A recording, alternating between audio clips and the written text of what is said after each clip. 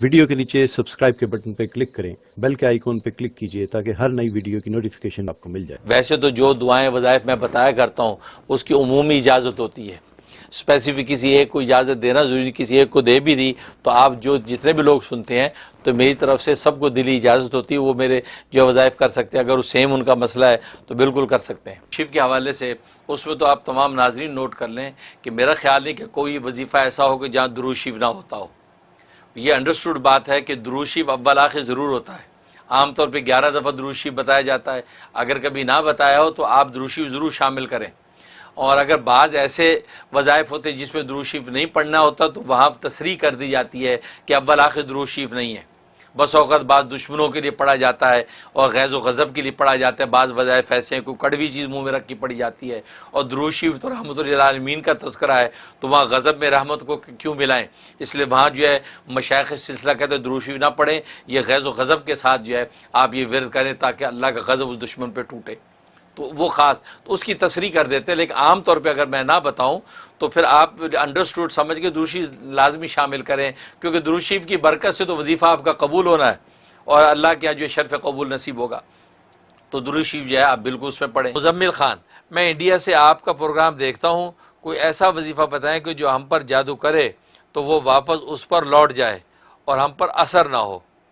माशाल्लाह, लगता है आप काफ़ी तपे हुए हैं। कोई ज़ालिम लगता है काफ़ी जादू टोने करके आपको सता रहा है। हाँ, बस औक़ात होता है कि वो जादू टोने करने वाले बाजी नहीं आते, बार बार जादू करते हैं। एक तो एक इक्का दुक्का दफ़ा हुआ, फील हुआ कि जादू है, इंसान इलाज करा लिया, जो जान छूट गई। लेकिन बस औक़ात ऐसे होते हैं, रिश्तेदारों में भी ऐसे होते हैं कि जो मुस्तकिल लठ ले के पीछे लगे रहते हैं। उनका काम ही यही होता है, उस पर जादू करा दो, उसको करा दो, उसकी टांग टूटे, उसका सर फूटे, बस बैठे ये करते रहते हैं। तो ये हरकतें, लेकिन उनको पता नहीं कि तुम्हारे ऊपर एक ज़ात है, वो तुम्हें देख रही है, सारी हरकतें देख रही है। दुनिया में भी रुस्वा करेगी वो और आखिरत में भी पकड़ेगी, और कब्र के अंदर जो होगा वो तो कब्र में जाने के बाद ही पता चलेगा।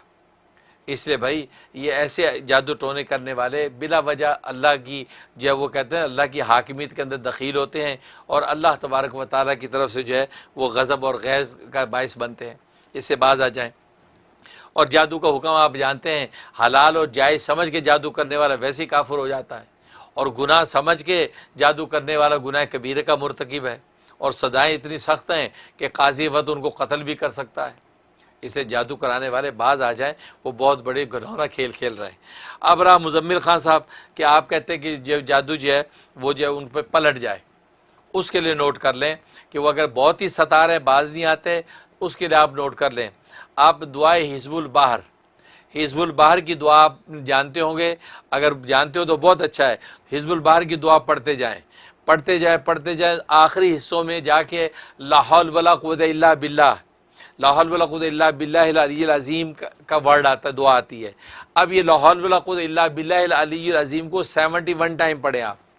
71 मरतबा इसको आपने दोहराना है, इस नीयत से कि जिसने जादू किया ये जादू उसी की तरफ लौट जाए और हम महफूज रहें। तो ये गोया कि वो उसी की तरफ रजत हो जाएगी और वो अपने जादू का खमियाजा भुगतेगा।